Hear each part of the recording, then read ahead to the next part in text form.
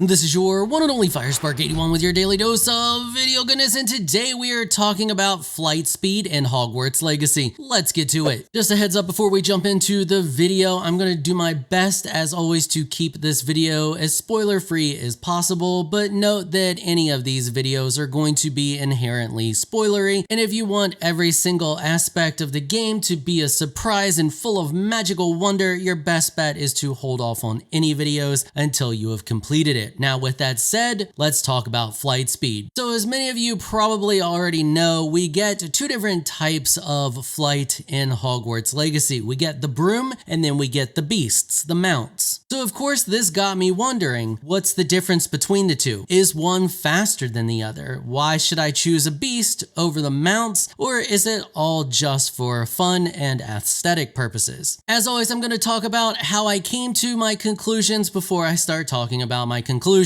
So this one was a hard one to test for because the game doesn't really have any area where you can line something up and then fly from one area to the other and make exact measurements. However, it does give us the ability to create marker locations or select any location on the map to track, and it gives us a number distance from our location to that location. So I was able to use this number distance in order to track how fast something flies by lining up with that as best as I could and flying a straight as path as possible, recording that flight, taking it into my editing software and lining those two flight paths up at the exact point at which they hit the same number. So for example, when flight A is, we'll call it 353 meters because I don't know what measurements they are using here, so we'll just say meters. So when flight A is 353 meters from the location, we chop the footage right there, and then when flight B is also 353 meters from the location, we chop the footage there. Then we line them up so that both of them start at the exact same distance from the location. Then we just watch to see which one closes the gap faster, using the numbers as a reference. So the first thing I wanted to see is there a difference between each of the broom upgrades? Now, I did not get footage with no upgrades on the broom. I have footage of a single upgrade to the broom. Then I have footage thanks to a member of my community. Big shout out to Tab for helping me with this. Tab provided me with footage of the second and third upgrade. So using my testing method, we can see that there is a clear difference, albeit not a huge one, between each of the upgrades. Not only do the upgrades allow you to fly higher when use the infinite speed boost, they also gain a little bit of a speed increase. Now note that all of these tests were done using the full speed boost the entire time. So now that we know that, we need to see where the mounts fall in line here. So I took the footage of my mount flying and I compared it to each of the levels of the broom. The second upgrade that you get and the third upgrade that you get are faster than the mount. However, riding a mount is equal to as fast as a tier 1 upgraded broom with a continuous boost. This means that if you only have a single upgrade on your broom, or if you have no upgrade on your broom, you are better off riding the mount. And this is because you can ride the mount at any height level and always be as fast as you would be if you were on a broom using the continuous boost. If you don't use boosted speed on a broom, the mount is faster. And that is at all levels, by the way. So even if you have a max upgraded broom, if you are not continuously using the boosted speed, the mount is going to be faster. So in short, a mount is always going to be faster at any height than a non-boosted broom. And its speed is equal to your broom with a single upgrade on it when that broom is flying at boosted speeds. Your tier 2 and tier 3, so maxed out upgraded broom, will be faster than a mount when they are boosted. Note that all of the tests that I did in this video were with a mount sprinting, so for me it's hitting shift gives them the change in speed.